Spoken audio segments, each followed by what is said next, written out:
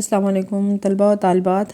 آج ہم جماعت ناہم کا سبق ہے ابتدائی حساب، اس کو پڑھیں گے اور اس سے پہلے ہمیں ان کے مصنف کے بارے میں لکھنا ہے، اور اس کو لکھنے والے جو ہیں وہ ابن انشا ہیں۔ ابن انشا کا نام جو ہے وہ مختلف چیزوں میں ایک دم جب ان کا نام لیا جاتا ہے تو ذہن میں ایک طنز و مزاح جو ہے انہوں نے اپنی لکھائی میں رکھی ہے۔ تو آپ نے ایک تو سب سے پہلے آپ کو پتہ ہونا چاہیے کہ یہ سبق جو ہے وہ صنف ادب کے لحاظ سے کیا ہے۔ صنف ادب کے لحاظ سے یہ طنز و مزاح ہے، اور ابن انشا جو تھے وہ ایک بہت بلند پایا کالم نگار بھی تھے، یعنی کالم بھی لکھے، مصنف بھی تھے، اور مترجم یعنی ترجمے بھی انہوں نے مختلف قسم کے کیے تھے، اور شاعر بھی تھے اور مزاح نگار بھی تھے۔ تو اس سبق کے اندر بھی ابن انشا جو ہیں انہوں نے زندگی میں عام پیش آنے والے جو ہم لوگ جو طریقہ کار استعمال کرتے ہیں، اس میں انہوں نے کہا کہ حساب کے 4 بڑے قاعدے جو ہیں ہم اپنی عام زندگی میں استعمال کرتے ہیں، جس میں ہوتا ہے کسی چیز کو جمع کرنا، یعنی کسی چیز کو اپنی زندگی کے اندر شامل کر لینا، تفریق یعنی کسی چیز کو اپنی زندگی سے نکال دینا، یا ضرب کرنا یعنی اس کو ملٹیپلائی کر کے دوسری چیز میں لے کے جانا، یا تقسیم یعنی آپس میں چیزوں کو جو ہے وہ ڈیوائیڈ کر دینا۔ تو یہاں پہ جو ہے یہ سبق کا شروع ہم کرتے ہیں کہ حساب کے 4 بڑے قاعدے ہیں، یعنی 4 بڑے اصول ہیں۔ ان میں پہلا ہے جمع، دوسرا تفریق، تیسرا ضرب اور چوتھا تقسیم۔ پہلا قاعدہ جو ہے یا پہلا اصول جو ہے وہ ہے ہمارے پاس جمع کا۔ جمع کے قاعدے پر عمل کرنا آسان نہیں ہے، یعنی آسانی سے یہ کام نہیں ہو سکتا، خصوصاً مہنگائی کے دنوں میں۔ یعنی جب مہنگائی ہو رہی ہو تو ہم لوگ نہیں پتہ چلتا کتنی چیز اس میں جمع کی گئی ہے اور کتنی چیز بڑھ گئی ہے، سب کچھ خرچ ہو جاتا ہے، یعنی کوئی چیز ہم بچا نہیں پاتے ہیں، اور سب کا سب جتنا ہم کماتے ہیں اتنا ہی ہمارا لگ جاتا ہے، کچھ جمع نہیں ہو پاتا، یعنی کچھ بچت نہیں ہو پاتی۔ جمع کا قاعدہ مختلف لوگوں کے لیے مختلف ہے، یعنی مختلف لوگ جو ہیں وہ اس کے لیے مختلف اصول جو ہیں وہ اپناتے ہیں۔ جیسے عام لوگ ہیں، پبلک ہے، تو وہ کیا کرتی ہے، ان کے لیے 1 جمع 1 جو ہے وہ 2 نہیں ہوتا بلکہ وہ 1.5 ہوتا ہے، یعنی 1.5 ہوتا ہے، کیونکہ جو آدھا ہوتا ہے وہ انکم ٹیکس والے لے جاتے ہیں، یعنی اپنی کمائی کا آدھا حصہ جو ہے وہ انکم ٹیکس والوں کے حوالے کرنا پڑتا ہے۔ تجارت کے قاعدے سے، یعنی جو ہم بزنس کرتے ہیں اس کے اصول کے مطابق جمع کریں تو 1 جمع 1 کا مطلب ہے 11، یعنی اس کے اندر اس کا حساب جو ہے وہ مختلف ہو جاتا ہے۔ رشوت کے قاعدے سے، یعنی رشوت کے اصول جو ہیں اس میں کیا ہوتا ہے کہ جمع حاصل جمع اور زیادہ ہو جاتا ہے، یعنی جتنا جمع لیا جاتا ہے اس سے زیادہ بڑھ جاتا ہے۔ قاعدہ وہی اچھا جس میں حاصل جمع زیادہ سے زیادہ آئے، بشرطے کہ پولیس مانے نہ ہو، یعنی پولیس اس میں اگر رکاوٹ نہ ڈالے تو رشوت کا جو قاعدہ ہے اس میں زیادہ جو ہے وہ بچت ہوتی ہے۔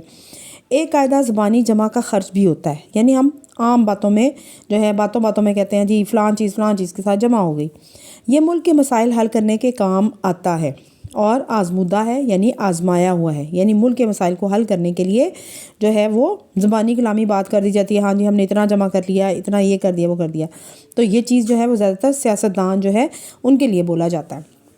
اب آ گیا دوسرا اصول تفریق۔ تفریق کا مطلب ہوتا ہے کسی چیز کو نکال دینا، خارج کر دینا، اور یہ عام طور پر معاشرے میں جو ہے وہ عام یہ استعمال کیا جاتا ہے۔ میں سندھی ہوں تو سندھی نہیں ہے، میں بنگالی ہوں تو بنگالی نہیں ہے، میں مسلمان ہوں تو مسلمان نہیں ہے، اس کو تفریق پیدا کرنا کہتے ہیں، یعنی اس کے اندر فرق پیدا کرنا۔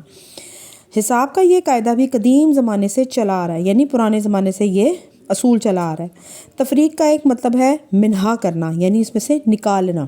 پہلے ہے کہ بنیادی طور پر جو قاعدے استعمال کیے جاتے ہیں اس میں سے نکالا گیا، اور دوسرا یہ کہہ دیا کہ یہ عام طور پر استعمال ہو رہا ہے۔ تفریق کا ایک مطلب جو ہے، یعنی اس نے کہا منہا ہے، یعنی نکال دینا ہے، یعنی نکالنا ایک عدد میں سے دوسرے عدد کو، یعنی ایک نمبر میں سے دوسرے نمبر کو نکال رہے ہیں، ایک چیز میں سے دوسری چیز کو نکال رہے ہیں۔ بعض عدد از خود نکل جاتے ہیں، یعنی خود بخود نکل جاتے ہیں، اور بعض کو زبردستی نکالنا پڑتا ہے، ڈنڈے مار کر نکالنا پڑتا ہے، یعنی مشکلوں سے نکلتا ہے اور مشکلات سے اس کو نکالنا پڑتا ہے، فتوے دے کر نکالنا پڑتا ہے، یعنی اسلام جو مذہب ہے اس کا سہارا لیا جاتا ہے اور کہا جاتا ہے کہ یہ نکل جائے، تو اس طرح چیز جو ہے وہ نکالی جاتی ہے۔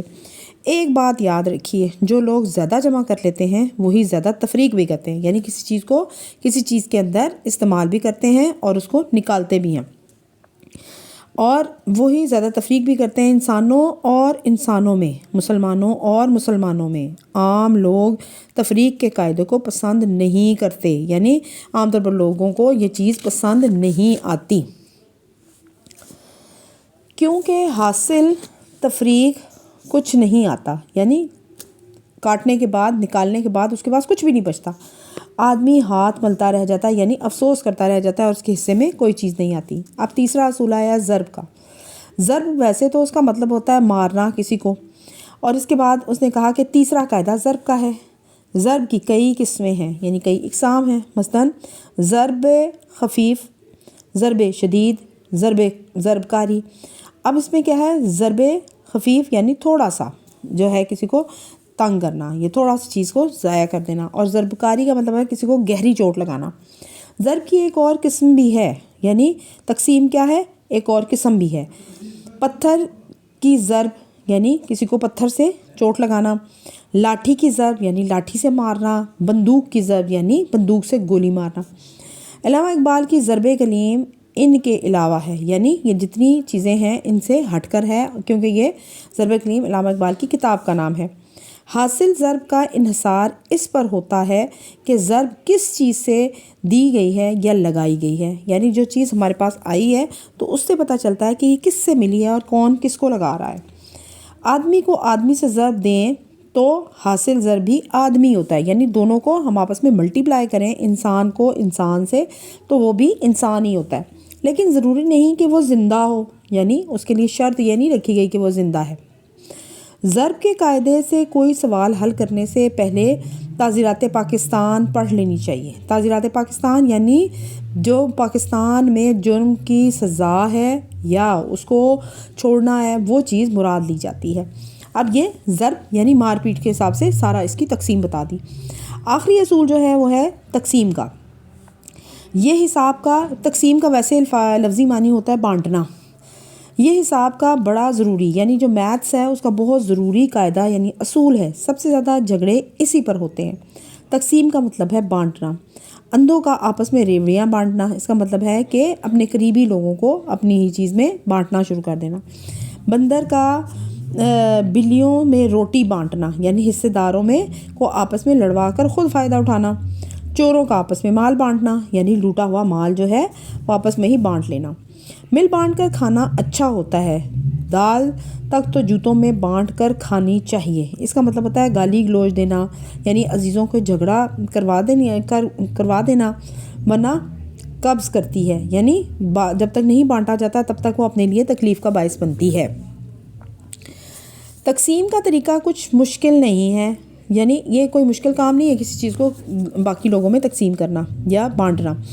حقوق اپنے پاس رکھیے، فرائض دوسروں میں بانٹ دیجئے۔ روپیہ پیسہ اپنے کھیسے میں ڈالیے۔ کھیسا کہتے ہیں جیب کو، یعنی روپیہ پیسہ ہے، فرائض جو ہے وہ دوسروں میں، یہ تمہارا فرض ہے، یہ تمہارا فرض ہے، تمہارا فرض ہے، اور روپیہ پیسہ جو ہے وہ آپس میں یعنی اپنی ہی جیب میں ڈال لیجئے۔ قناعت کی تلقین دوسروں کو کیجیے، یعنی جو ملتا ہے اس کے اوپر آپ شکر گزاری کریں اور آپ کو مکمل پہاڑا ماں گریا یاد ہو۔